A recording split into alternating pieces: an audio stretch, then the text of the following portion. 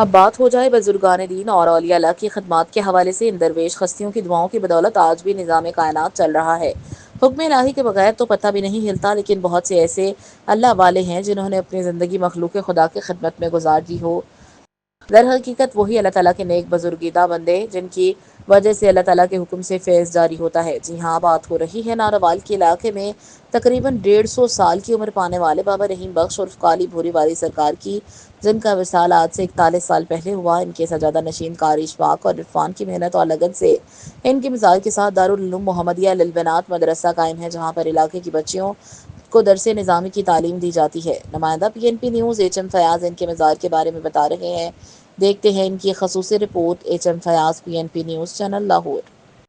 जी, मैं मौजूद हूँ नारोवाल मोहल्ला मोहम्मदपुरा। यहाँ पर बाबा रहीम बख्श काली बुरी वाली सरकार का मज़ार है और इनकी उम्र 150 साल तकरीबन हुई है। उनको मैंने अपनी आंखों से भी देखा हुआ है। मैं भी तकरीबन यहाँ पर तकरीबन 30 साल के बाद इस जगह पर आया हूँ दोबारा। और यहाँ पर जो उनके गद्दी नशीन हैं कारी इशफाक, जो मदरसा भी यहाँ पर चला रहे हैं, जहाँ पर बच्चियाँ दरस निज़ामी की तलीम हासिल करती हैं, इस्लामी तलीम यहाँ पर दी जाती है। कारी इशफाक से मैं कोशिश करता हूँ कि वो बाबा जी के हवाले से और उनकी ज़िंदगी के बारे में क्या जानते हैं वो उनसे पूछते हैं। अस्सलाम वालेकुम जी। वालेकुम अस्सलाम। क्या हाल चाल है आपका? जी अल्हम्दुलिल्लाह। बाबा जी रहीम बख्श के बारे में आप कोई एक ऐसा वाक़या बयान करें जो आप जानते हैं। मेरे पीर मुर्शिद एक कुतुब के मुकाम पे फाइज़ हैं और जो मैंने देखा है अल्लाह ताला ने मुझे दिखाया है।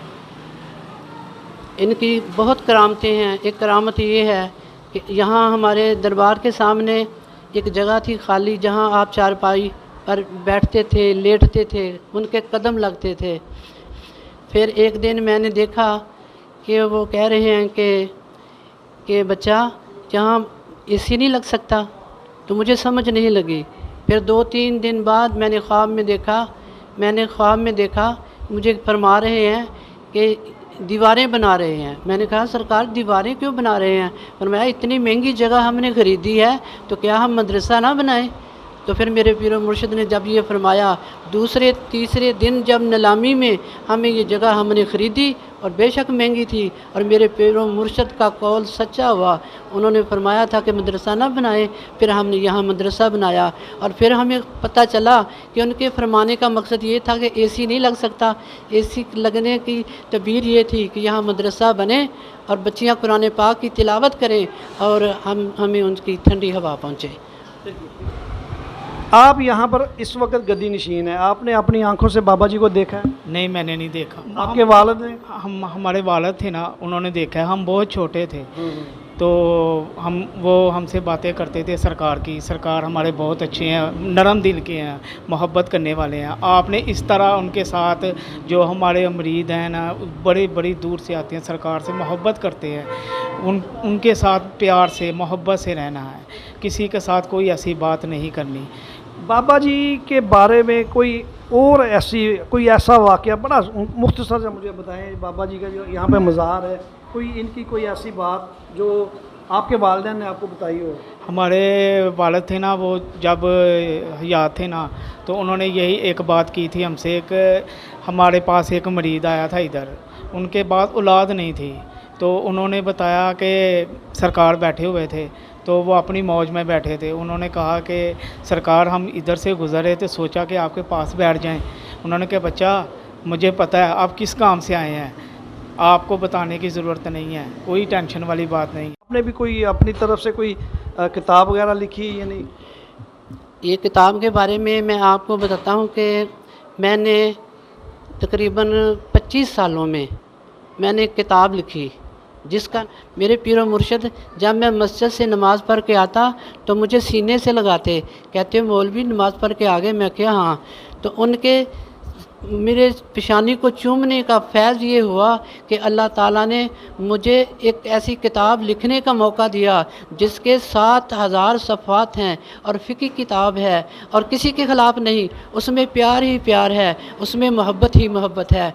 वो फरमाते हैं ना कि 7000 सफ़े आपने लिखे 25 सालों में? हाँ जी। 25 साल लगे आपको? हाँ जी। तो वो किताब कितने एडिशन अब तक छप चुके हैं? अब वो किताब अभी छपनी है, किताब अभी मुकम्मल की है। वो किताब बहुत अहम एक फ़िकी किताब है, उसको आम आदमी चेक नहीं कर सकता।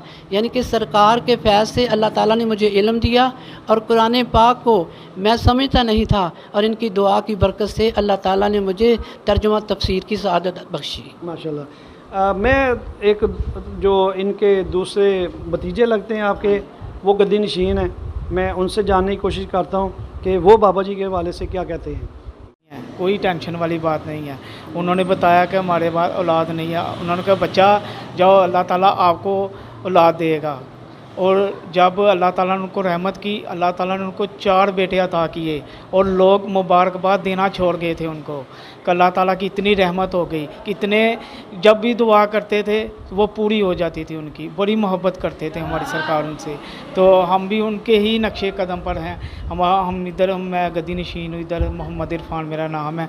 तो सरकार की आते हैं मरीद, बड़ी बड़ी दूर से आते हैं, तो उनके साथ मोहब्बत प्यार से हम बातें करते हैं। जी नाज़रीन, आपको बाबा रहीम बख्श के मज़ार को दिखाना, उनके गद्दी नशीन से बात कराना, इसका ये कतन मतलब नहीं होता कि मैं उनकी कोई तशहीर कर रहा हूँ। मैं सिर्फ ये बता रहा हूँ कि इन्होंने 150 साल तकरीबन ज़िंदगी गुजारी यहाँ। मैं भी उन्हीं का नवासा हूँ और मैं आज 30 साल बाद उनके मज़ार के पास आया हूँ। जाते जाते जो हमारा असल मकसद है कि अल्लाह और अल्लाह के नबी की जो सुन्नतें हैं, जो अहकामात हैं, उनके ऊपर चलते हुए ये बुज़ुर्गान दीन अपनी खिदमत करके चले गए, मुआशरे की खिदमत की है। ये बुज़ुर्गान दीन हैं, इन्होंने अपने यहाँ पर जो ज़िंदगी गुजारी वो सिर्फ़ इखलाकियात की उन्होंने दर्स दिया। उनके गद्दी नशीना, उनका भी यही मकसद है कि वो मखलूक से प्यार करे, और मखलूक से प्यार करने के लिए जो इन्होंने एक जो अच्छा ज़रिया बनाया वो ये है कि यहाँ पर बच्चियों के लिए मदरसा बना दिया गया है। यहाँ पर बच्चियाँ दीन की तालीम हासिल करती हैं। असल सबसे बड़ा जो इनका फैज़ है वो यही जारी हो रहा है कि जब एक बच्ची तालीम हासिल करेगी, दीन की तालीम हासिल करने के बाद बच्चियाँ तालीम हासिल करके जा रही हैं, यकीनन वो भी एक सदका जारिया है। और ये अपनी मदद आपके तहत ये मदरसा दीन की तालीम, और यहाँ से दीन का जो एक दरिया बह रहा है, यहाँ से बच्चियाँ तालीम हासिल करके जा रही हैं, तो ये यकीनन इस निस्बत से जा रही हैं कि ये बाबा जी का मज़ार है और बाबा जी के मज़ार के साथ ही उनका मदरसा है बनाया गया है।